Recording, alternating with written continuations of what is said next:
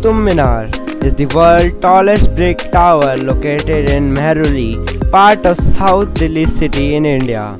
Its height is 72.5 meters and diameter is 14.3 meters, which rises to 2.7 meters at summit. It has 379 steps. The enclosure around the minaret house many fine piece cinemas of Indian art, many of which date back in 1193 or earlier. This complex has been approved by UNESCO as a World Heritage Site.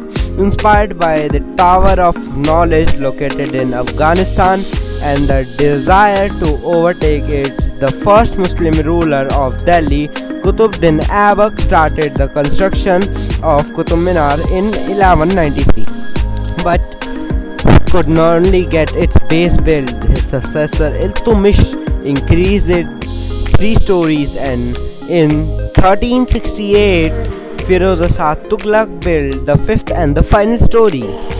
The change in architectural and the material style from Aibak to Tughlaq can be clearly seen here. The minaret is made of red sandstone on which finely carved wands of Quran and flowers of Venus has been done.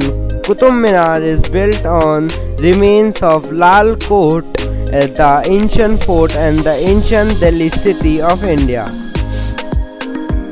Delhi was the capital of the last Hindu king Tomar and Chauhan. The tomb of Imam Zameen is located in the premise of Qutub Minar in front of Alai Darwaja. This chamber is an angular shaped tomb.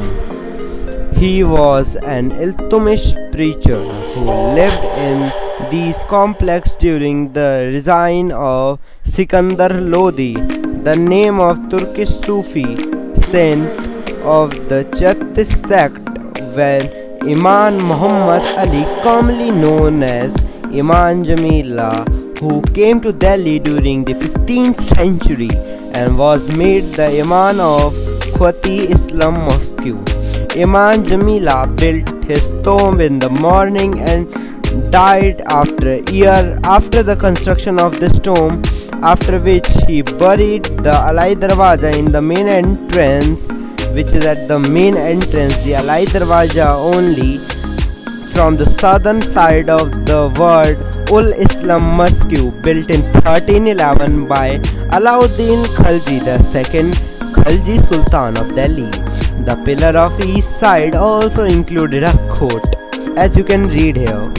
The doors to the koi are decorated with red sandstone and white marble decorations, inspiration in Sal script and stonework, and shown remarkable craftsmanship of Turkish artisans.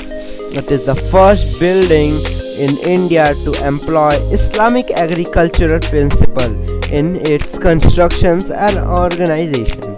It is considered one of the most important buildings during the Delhi Sultanate period. Its encircling arches and the fridge, along with the foreigner of the lotus buns and the recognized on known as Ul Islam, gives grace to the mosque, which serves the gateway here. The construction of Tuslam Masjid, located near the famous Qutub Minar of Delhi, was started in 1192 by Qutb Aibak, the first ruler of the Salve dynasty.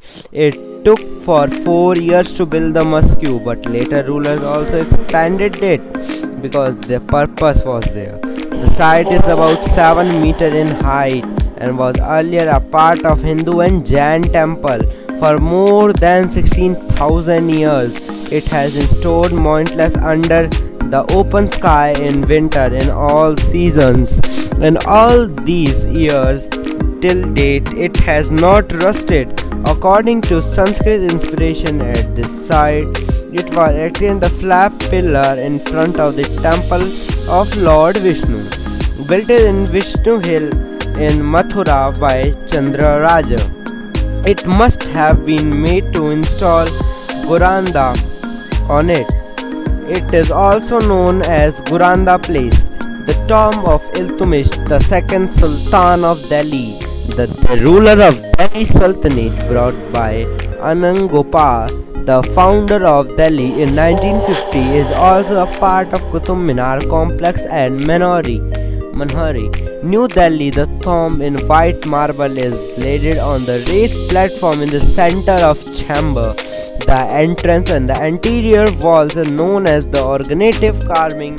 Internal are Sultan Alauddin Khalji was very ambitious emperor.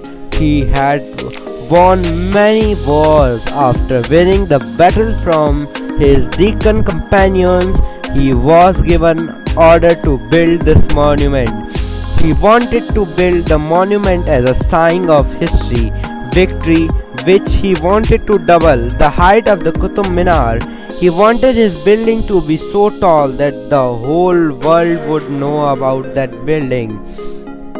The greatness and the courageous nature of the Sultan. The construction of monument was started as per the plan of Sultan. The first story of Alai Minar was 24.5 meters high, but unfortunately the construction was abandoned after the death of Sultan Alauddin Khalji in 1360. Despite of the efforts, a dream of Sultan remained a dream, and the Alai Minar was once a